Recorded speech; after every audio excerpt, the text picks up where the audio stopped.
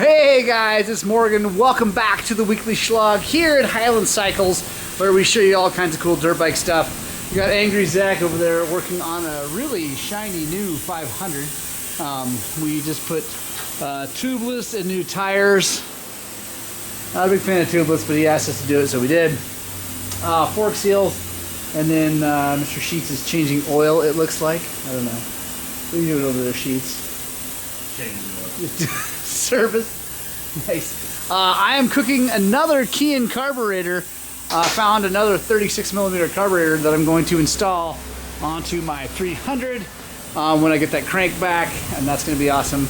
But this week's Shlog should probably be mainly filled up with Honda XR stuff. I'm going to be in-depth filming that stuff too. Let's get after it.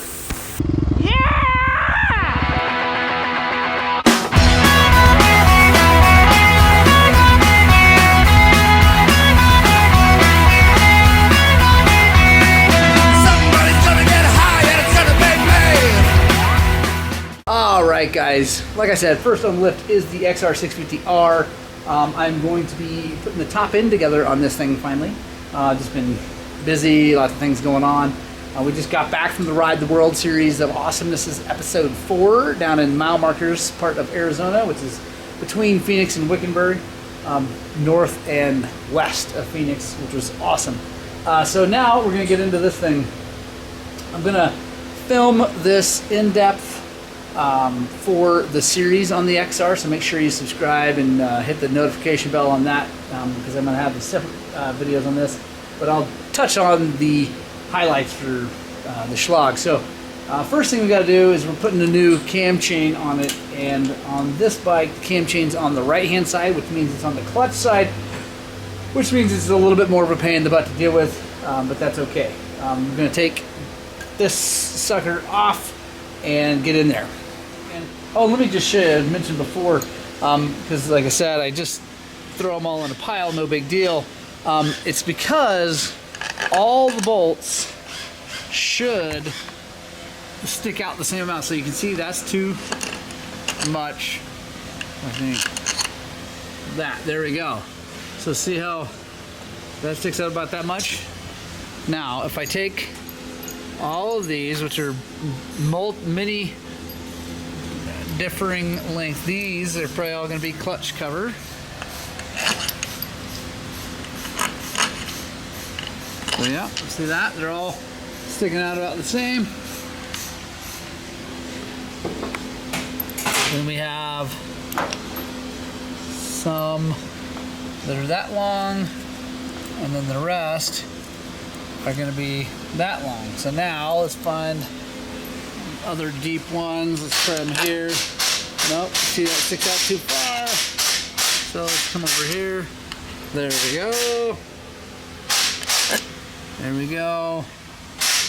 That one. And the rest of these should all end up being about the same.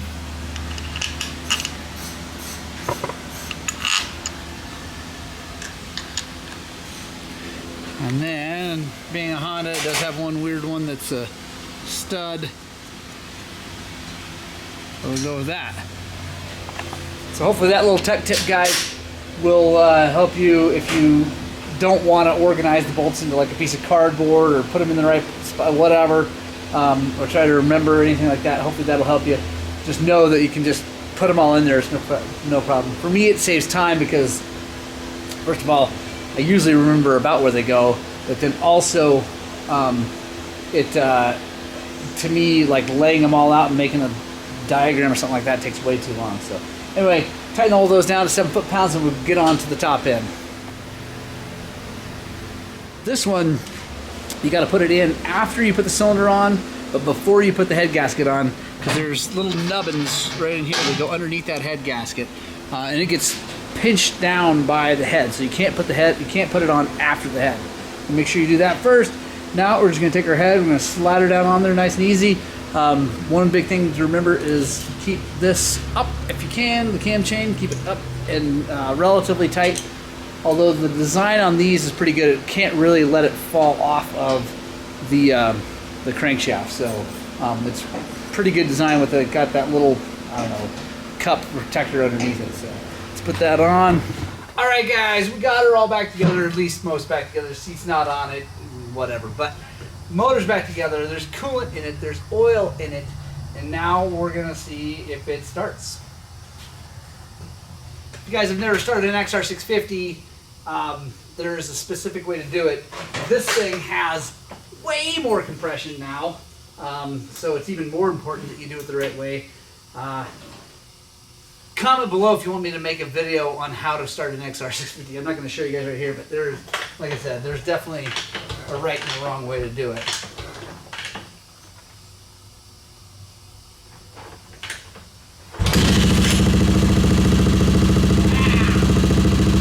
Alright guys, so excited to get the XR650 running. Everything's great, motor's great. I think we're going to be good to go. But I did remember that I had ordered a countershaft seal, and yuck. I mean, honestly, the rest of this bike's pretty clean. That's disgusting, and clearly was leaking. So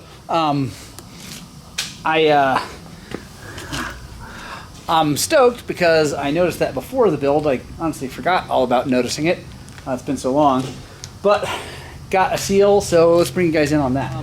When you got a seal that looks like that, you really want to do your best to clean it as much as you can before you go pulling it out of there. It's also got a circlip, which most of these things don't have, but that's a good thing. So let me set you guys down. We'll get our circlip pliers and grab a little not super sharp pick, and we'll kind of clean all that junk out of there.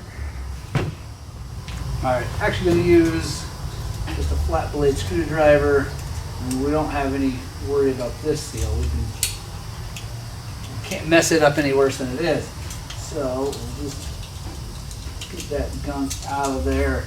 Spray a little brake clean in the area. We'll blow her out some air. That is a lot better. Our clip pliers here, set up for squeezing in on a circlip. When you squeeze, it will go in.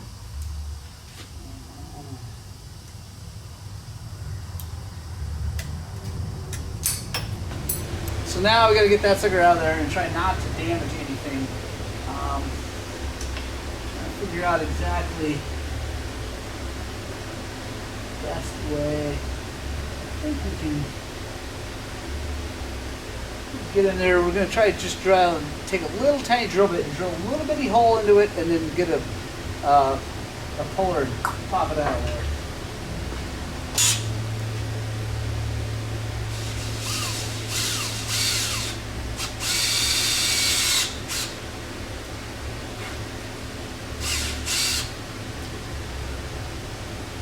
Guys, if you're going to mess with that, be really careful not to go in too far. There's a bearing right behind there, and you don't want to ding that with the drill bit.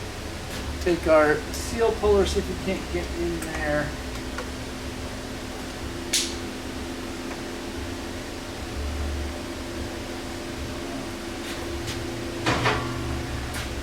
In the hole. I'm just going to tap it in there. There we go. Came right out, no problems. Now I'm going to spray some brake cleaner in there, and some of you here on the internet are going to freak out that I just sprayed brake cleaner into my oil. Don't worry about it. That's not enough brake cleaner to clean this as good as we can. We got our new OEM seal. On lots of bikes, I'll use the aftermarket countershaft seal kits. Not on these. They do not work that well. So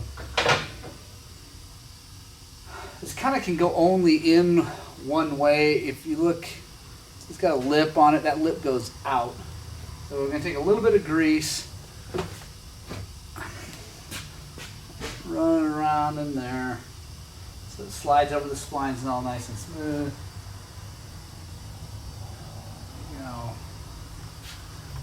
You got to find a socket that's deep enough to clear this, the countershaft, and also the right diameter. It turns out that this 27 impact from Snap-on is just right. So now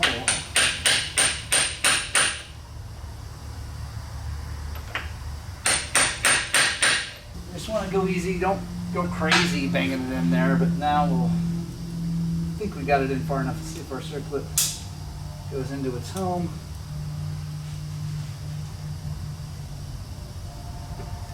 Yep. Right in there. Counter shaft seal done.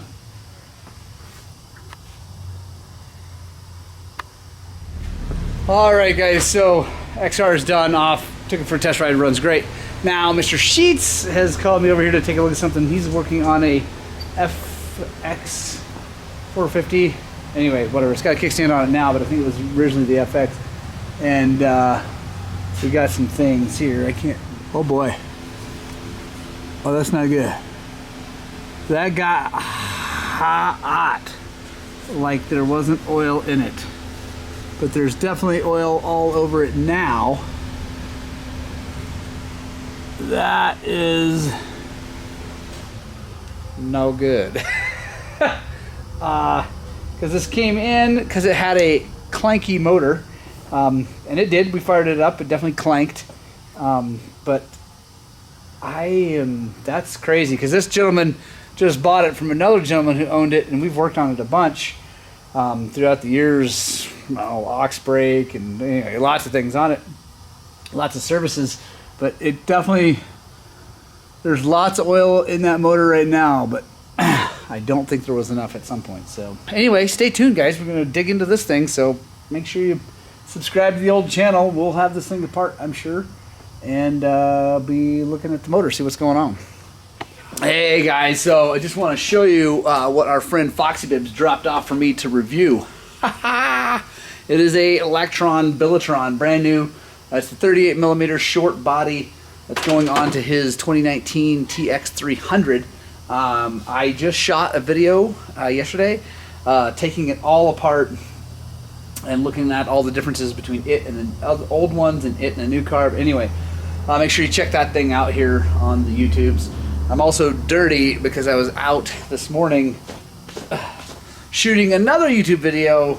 It's gonna be pretty fun. I think you guys are gonna like it. So anyway, yeah, that's awesome. Make sure you tune in for that because that's sweet. It's already up. That video is already up, so go check that out if you haven't already. Pretty impressed. I think it's gonna be a good carb.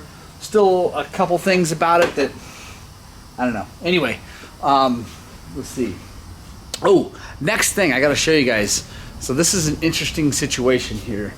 You need something, Leandra? Yeah, do you want me to take that off back order if it's on back order? Oh, hang on. All right, guys. So, hilariousness is happening here today. So anyway, so I think I showed you before the messed up cam. Let me just show you again. So this is out of this FX450. Cam's junk. Follower, rocker, whatever you want to call this thing, is junk. And we couldn't figure out why just that was junk. Everything else looks good. The cylinder looks like really pretty much perfect. There's a couple little things, but nothing would indicate it didn't have oil in it.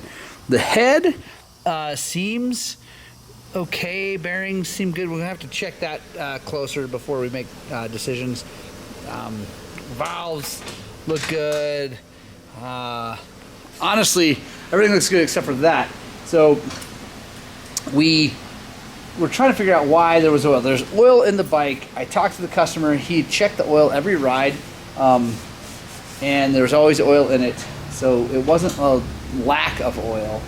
And he said it only started after like the 6th ride. I'm like, ugh. So he hadn't changed the oil in 6 rides, and I think we found out what's going on. So I'm gonna have check back in here. Zach's gonna take this clutch cover back off, but there's something underneath there that we need to show you guys.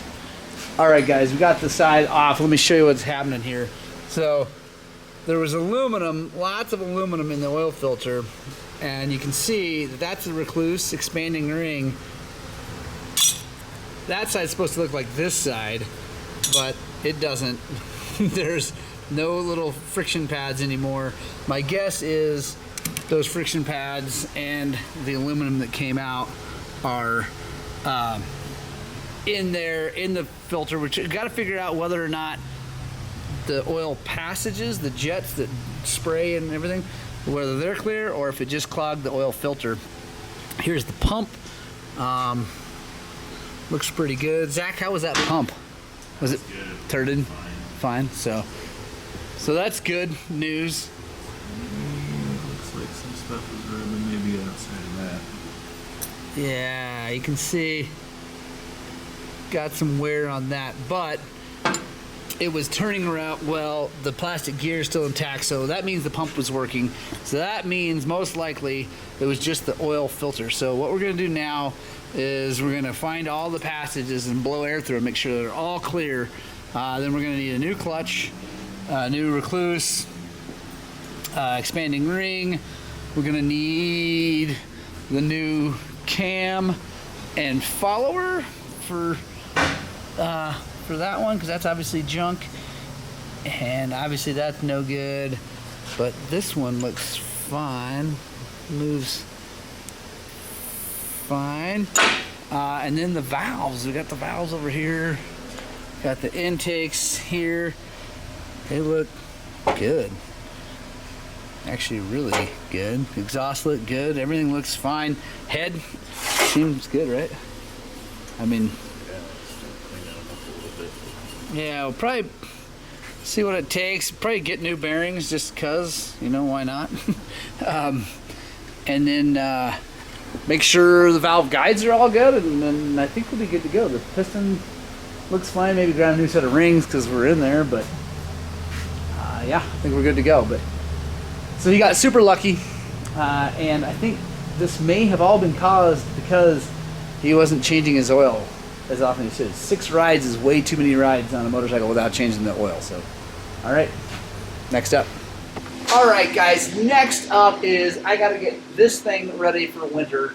I've got another video that I'm working on of stuff. I'll show you guys what I did here in a bit. But yeah, I think it's time to get this thing ready to rock. My 300, which is right over there, motor's still out of it, still waiting on the crank and all that stuff. So I don't know when I'm going to get to ride that bike. So I'm going to get this thing ready to ride in the snow. It's snowy outside, snowy up in the hills, and I got to do something. All right, let's see here.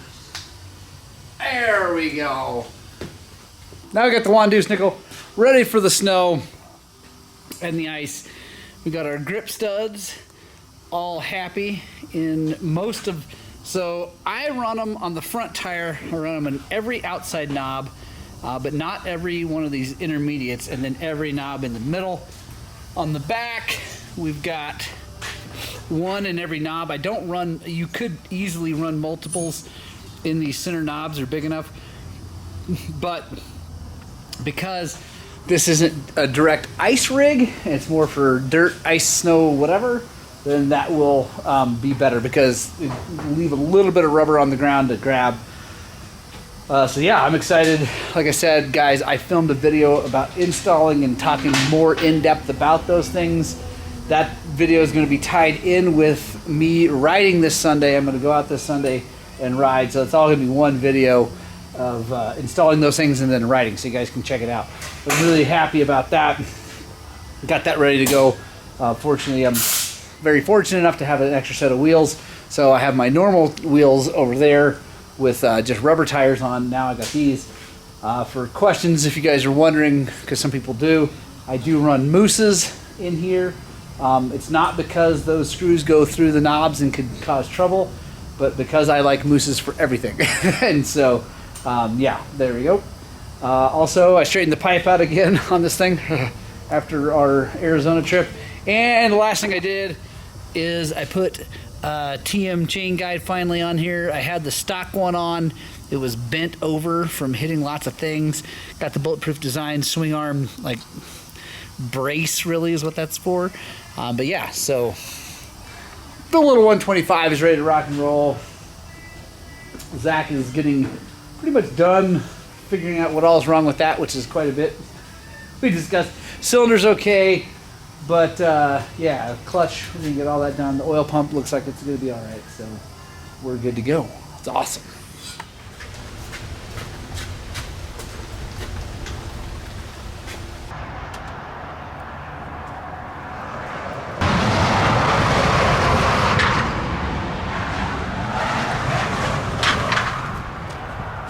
Right on. So I'm bringing the old KDX out to start it up and ride it around a little bit. That's something I get asked a lot, is what to do with your motorcycle in the winter, so that if you have a carburetor, so that the carburetor doesn't get gummed up, or if you have fuel injection, so that the fuel pump doesn't get gummed up, or the filters or anything like that.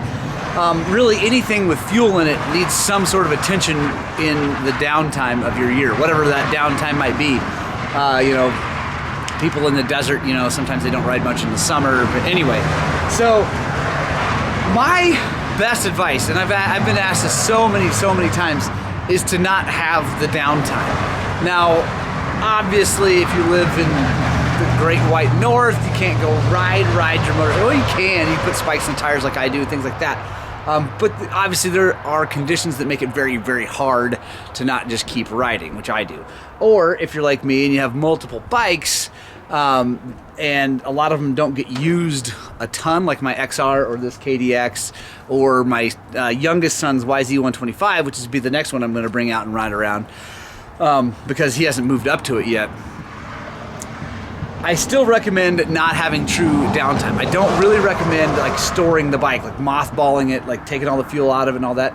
You can do that, and I can go over a couple of those ideas here in a second, but really the best thing to do is really once every 2 weeks, once a month, honestly, will be enough, is fire the thing up and actually ride it. Now, if it's freezing cold or whatever, you can't go for a ride, you can at least fire it up, rev it down, you know, like just kind of burn some gas through it, like get a whole float bowl through it at least, which it's amazing how long that can actually take, because you can turn your gas off and you can ride quite a ways before it runs out of gas. So you really need to run them for probably like 10-15 minutes to make sure you get lots of gas to it.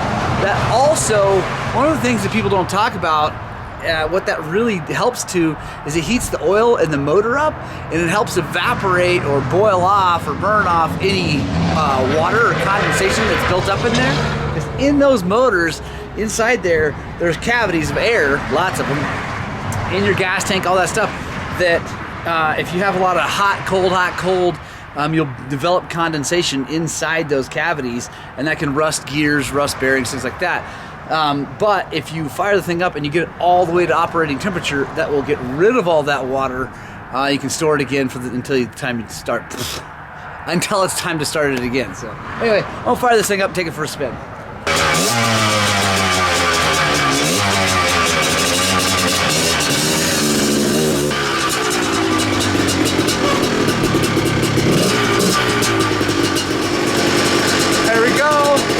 I'm going to let this run for a little bit longer, get a bunch of heat up in that motor.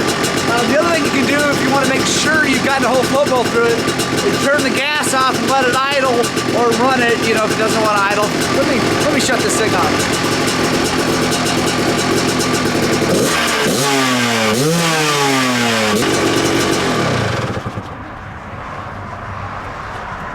So, if circumstances arise where there's absolutely no way for you to even go start the bike and run it. And I get it. Some people leave, they go out of town for the winter, or, you know, whatever. There's lots of reasons, right? The best thing you can do is to completely drain your carburetor. If you have a carbureted bike, completely drain the thing. So take the bottom off the float bowl or the drain out of the, whatever, turn the gas off, drain the thing completely out, right? Make it dry in there, because even if you run it till it's out, there's still going to be a little bit of fuel left in there that just didn't get picked up through the jets, and then that's going to go bad and cause problems. So drain it completely out, and then I like to fill the gas tank all the way at the top and put a little bit of fuel stabilizer. I like the Helix stuff that we get from Parts Unlimited. There's lots of stuff out there. I think Seafoam. Anyway, there's a ton, right? So whatever. Some sort of stabilizer in that gas. and have it all the way full. Now, the reason you want it all the way full is to not have that air gap in there that can then develop condensation. It was more of a deal with old steel tanks because steel tanks would, rust. But even with gas tanks, I like to fill it all the way up. 2 strokes are a little bit better than 4 strokes as far as gas going bad. The oil in the gas tends to help, stabilize it. Also, if you can, ethanol-free gas is best. And then for the motor, I like to do a fresh service, like go through everything, tighten everything, grease everything, change the oil, new filter. If you have an oil filter, do the air filter. Get the thing totally ready so that when you, months from now, get ready to go and ride the bike, you don't jump, because you're going to be fired up, right? The sun's going to be out, it's going to be springtime, you go, oh yeah, I got to ride, you're going to be excited, and you're going to forget to do one of those things, and you're going to go ride, and you're going to find something broken, or you're going to, whatever, something's going to get messed up. So do the big service, get everything done, and get the thing ready to rock and roll. If you can, store it off the ground, the wheels off the ground, so you're not creating flat spots in your mousses or your tires. It's not a huge deal, but it's a good idea if you can. Just a cheap stand, like a milk crate kind of stand, or if, buy a fancy one if you want, but whatever. And then, yeah, that's about it. Some people fog the motor.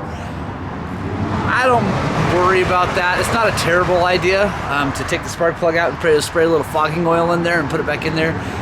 That's really comes from old school engines with steel cylinders where the rings would rust into the cylinder. It's not really so much of a problem with those plated cylinders anymore. So, but I don't do it. Some people do. But yeah, best advice though, keep riding them. All right, guys, that's the end of the week, the end of the Shlog. Thank you guys so much for joining us. If you had fun during this video, please consider hitting the subscribe button, maybe throwing us a thumbs up, sharing this with a friend, hit the notification bell, all that good YouTube stuff. All that stuff really makes a difference for us here. We're just trying to create awesome content for you guys, and we're trying to do what we like to call spreading the gospel of two wheels. We believe that dirt bikes make better people, and we need more dirt bikers on this planet because the world will be a better place. So, real quick, I want to show you, I installed a fan on the 300. I shot a separate video of that, so make sure you check that out. Pretty cool setup called Extreme Parts from Romania. So anyway, I love you guys. I hope you get out and spread the gospel of two wheels, and I desperately hope that what we're doing here at Highland Cycles is inspiring you guys to work on and get out and ride your dirt bikes!